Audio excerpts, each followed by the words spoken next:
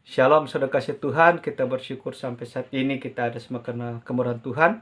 Sebelum kita belajar firman Tuhan, mari kita satu dalam doa, kita berdoa. Bapa, dalam nama Yesus Tuhan, terima kasih buat anugerah Kau berikan bagi kami, Kau pimpin kami dalam belajar firman Tuhan di hari ini. Terima kasih Bapa, berbicara bagi kami semua, karena kami siap untuk mendengarkan firman Tuhan. Haleluya, amin. Saudara-saudara kasih Tuhan, pembacaan firman Tuhan kita pada saat ini sesuai dengan MTPJ tanggal 26 September sampai tanggal 2 Oktober 2021 terdapat dalam kitab Matius pasal 16 ayat yang ke-13 sampai dengan ayat yang ke-20.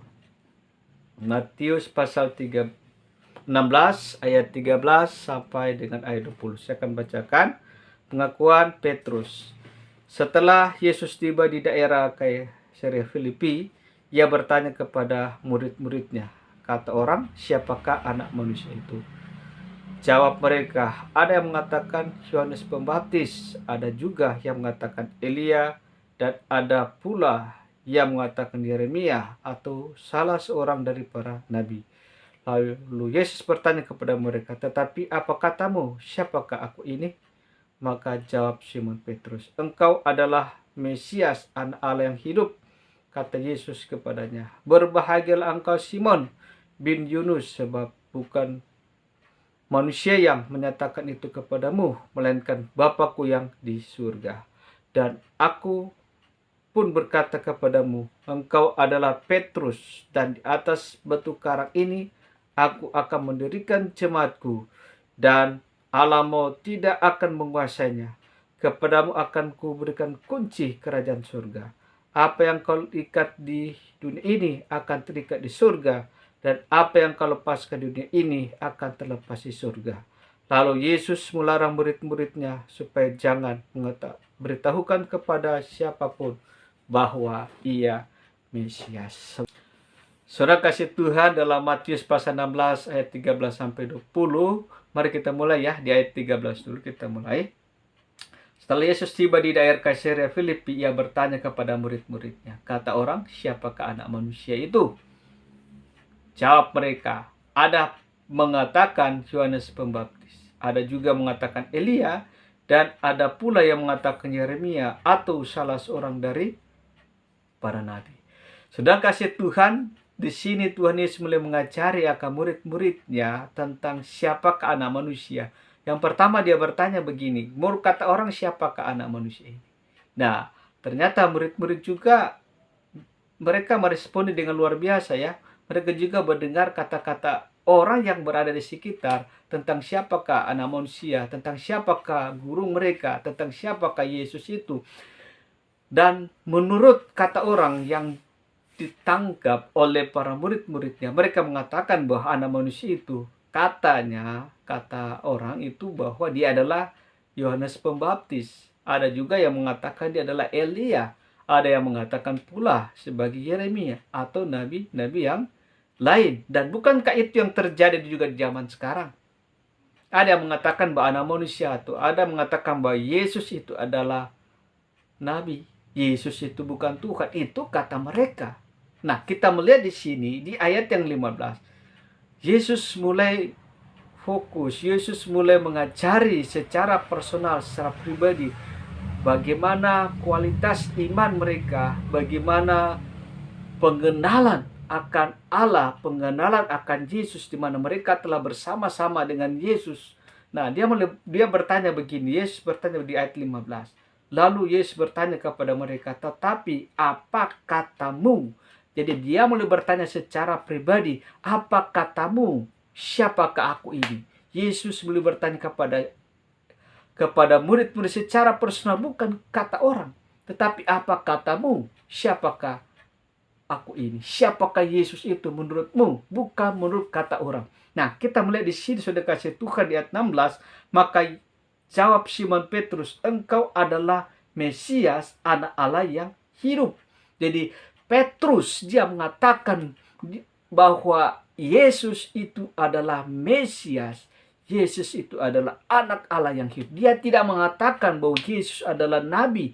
Dia tidak mengatakan bahwa Yesus adalah Yohanes Pembaptis.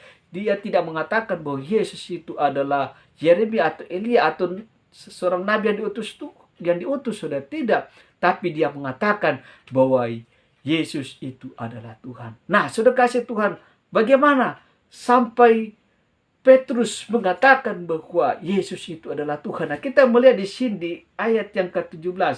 Kata Yesus kepadanya, berbahagialah engkau Simon. Berbahagialah engkau Simon. Kenapa sudah kasih Tuhan?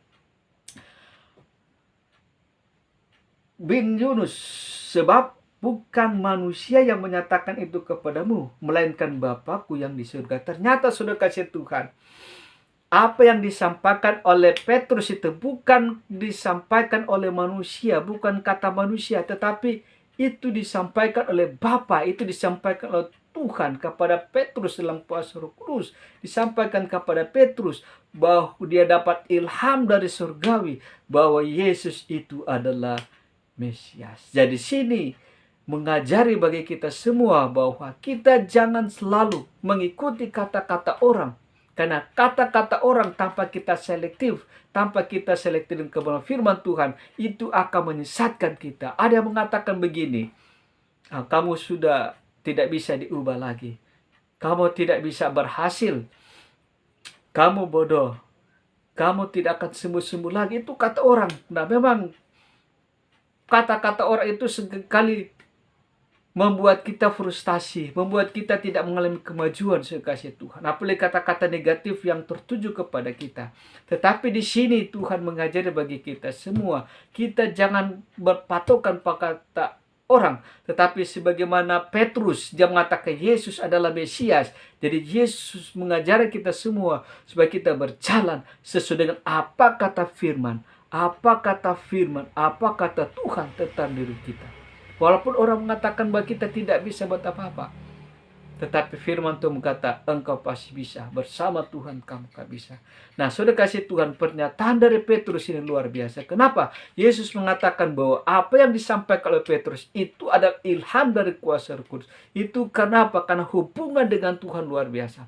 Jadi Allah merindukan kita semua dalam menjalani hubungan dengan Tuhan itu adalah pengenalan akan Tuhan itu luar biasa. Nah, ketika kita mengenal Tuhan, maka kita akan melakukan perkara-perkara besar. Nah, kita melihat di sini ada janji Tuhan yang Tuhan berikan kepada Petrus, bahwa ada kuasa otoritas yang diberikan kepada Petrus dan murid-muridnya. Nah, ini bukan cuma Petrus, saudara, tapi kita semua.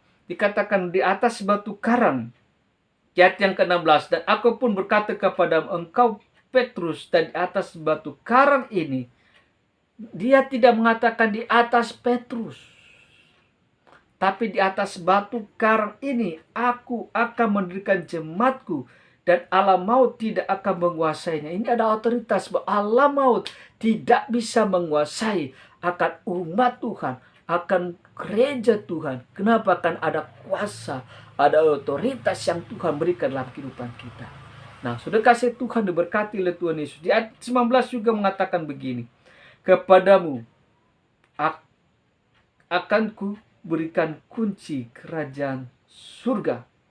Apa yang kau ikat di bumi akan terikat di surga, dan apa yang kau lepaskan di bumi akan terlepas di surga. Saudara, ini janji yang luar biasa. Ada otoritas yang Tuhan berikan dalam kehidupan Petrus. Bahkan kita semua sebagai umat Tuhan, apa yang kau lepaskan di bumi akan terlepas di surga. Di sini bilang begini, ada diberikan kunci kerajaan surga.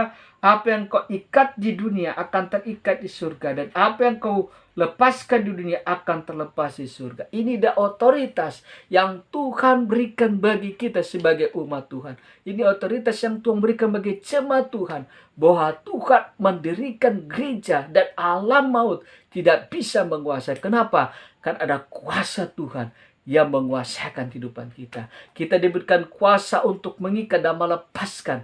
Untuk itu saudara kasih dan diberkati oleh Tuhan Yesus. Mari kita datang kepada Tuhan. Jangan kita izinkan lagi kuasa-kuasa alam maut, kuasa-kuasa kegelapan yang berusaha menggerogoti akan kehidupan kita, yang telah mengikat kita sekian lama ini. Ataupun kita selama ini terlalu banyak mengikuti kata-kata manusia, sehingga kita menjadi frustasi, sehingga kita mengalami yang namanya, tidak mengalami namanya kelepasan. Kenapa? Karena kita mengikuti kata-kata manusia, apalagi kata-kata orang dunia yang tidak mengenal Tuhan. Tetapi di sini firman Tuhan mengajak bagi kita semua, mari kita membangun hubungan kita dengan Tuhan. Kenapa Petrus bisa mengatakan bahwa Yesus adalah Mesias? Itu bukan kata-kata manusia. Kalau kita baca di ayat selanjutnya, itu sudah kasih Tuhan. Yesus juga mengatakan, "Hai Petrus, engkau iblis." Kenapa? Ketika Tuhan mulai mengajari bagaimana ketika mereka ke Yerusalem, anak manusia, bahwa Yesus akan mengalami penderitaan, akan mengalami penganiayaan, akan disiksa, mati, dan dikuburkan dan bangkit pada ketiga. Ketika mendengarkan akan apa disampaikan Yesus kepada murid-muridnya dalam pengajaran selanjutnya, kalau kita baca di ayat 21, pemberitahuan pertama tentang penderitaan Yesus. Nah, sudah kasih Tuhan, Petrus mengatakan, kalau kita baca di sini, sudah kasih Tuhan, Petrus mengatakan mudah-mudahan itu tidak akan terjadi. Tapi apa kata Tuhan? Lenyaplah engkau iblis. Nah, sudah kasih Tuhan diberkati oleh Tuhan Yesus Kristus. Mari sudah kasih Tuhan, kita membangun kehidupan kita dengan Tuhan. Jangan selalu sudah kasih Tuhan kita ikut kata orang. Memang kita perlu juga mendengar nasihat dari orang-orang yang lain. Tetapi yang paling penting di sini adalah sudah kasih Tuhan, kita boleh membangun hubungan kita dengan Tuhan. Kita mau ngambil waktu kita dengan Tuhan. Mungkin selama ini sudah kasih Tuhan, kita terikat oleh ikatan-ikatan kuasa gelap, atau kita saat ini mengalami sakit, penyakit, dan seterusnya, sehingga kata dokter kamu tidak bisa sembuh dan seterusnya. Tapi firman Tuhan mengatakan bahwa oleh bila-bila kita telah dipulihkan, oleh bila-bila kita disembuhkan, oleh kuasa Yesus Tuhan, kita mengalami pemulihan dan pembebasan. Tuhan berikan otoritas bagi kita. Alam maut tidak akan menguasai kita sebagai orang percaya. Tuhan berikan otoritas bagi kita. Apa yang kau ikat di bumi akan terikat di surga. Apa yang kau lepaskan akan terlepas. Untuk itu saudara kasih Tuhan, mari bangkit imanmu. Katakan dalam dirimu bahwa engkau ada anak Tuhan. Engkau ada milik kerajaan surga. Engkau bukan milik kerajaan setan. Engkau adalah milik kerajaan Allah. Mari katakan dalam nama Yesus, kuasa-kuasa kegelapan yang mengikatku dilepaskan, diputus segala belenggu apapun. Nah, kata dokter kamu tidak bisa disembuhkan lagi. Mari katakan oleh pilu-pilunya pasti telah disembuhkan. Sudah kasih Tuhan diberkati Tuhan Yesus Kristus. Di ayat 20 kata begini, Yesus melarang murid-muridnya supaya jangan memberitahu kepada siapa bahwa ia adalah Mesias. Belum waktunya ya, waktu itu Yesus mengatakan jangan dulu sampaikan. Nah, sudah kasih Tuhan, ketika kematian dan kebangkitan Tuhan Yesus dan Yesus naik ke surga, maka mulai disitulah murid-murid mulai mengabarkan bahwa Yesus itu adalah Tuhan. Walaupun sudah kasih Tuhan, ada yang mengatakan bahwa Yesus itu bukan Tuhan, Yesus itu Nabi. Oke, silakan, itu kata mereka. Tetapi kata firman Tuhan bahwa Yesus itu adalah Tuhan. Yesus adalah pembebas bagi kita semua. Yesus telah mati di kayu salib untuk menebus setiap dosa dan penggelapan kita. Yesus telah menanggung segala kelemahan kita. Yesus telah menanggung penderitaan kita di kayu salib. Untuk itu saudara kasih Tuhan, mari kita bangkit. Jangan izinkan kemelut, penderitaan, apapun yang mengikat kehidupan kita. Mari kita bangkit. Mari kita katakan, aku umat pemenang. Aku lebih dari pemenang. Mari katakan dalam nama Yesus, oleh kuasa dan bilu-bilu aku telah sembuh oleh kuasa Tuhan. Jangan pernah menyerah sudah kasih Tuhan, tetapi percaya bersama dengan Tuhan kita akan melakukan perkara-perkara besar. Bersama dengan Tuhan kita akan melakukan perkara-perkara yang hebat. Apa yang telah Tuhan percaya dalam kehidupan kita, mari kita berdayakan. Mari kita lakukan itu kemuliaan nama Tuhan Yesus. Tuhan Yesus memberkati kita semua. Mari satu di dalam doa. Bapa, dalam nama Yesus, terima kasih buat anugerah-Mu. Terima kasih buat firman yang singkat ini Tuhan. Biar Engkau berkati, kuduskan firman ini dalam kehidupan kami. Dan biar Engkau bertumbuh dan menghasilkan buah kebenaran firman Allah. Kami berdoa bagi semua dari semua pendengar, bahkan semua pemirsa yang ada Tuhan yang menonton siaran ini. Kau berkati mereka dalam nama dan berkat-Mu. Bagi mereka yang sakit disembuhkan, terikat kuasa dilepaskan kuasa firman-Mu Tuhan. Terima kasih Bapa, terima kasih. Inilah doa syukur kami. Kami percaya kami telah mengalami kuasa yang daripada-Mu. Kami telah mengalami pemulihan. Kami telah mengalami kesembuhan yang daripada-Mu Tuhan. Di dalam nama Yesus Tuhan, yang adalah empunya kerajaan dan kuasa dan kemuliaan, kami sudah berdoa dan mengucap syukur. Haleluya. Amin. Sudah kasih Tuhan, demikian kebenaran firman Tuhan. Dan jika ingin berbagi sudah Tuhan, jangan lupa subscribe, like, dan komen channel ini. Tuhan Yesus memberkati kita semua. Shalom, damai di hati.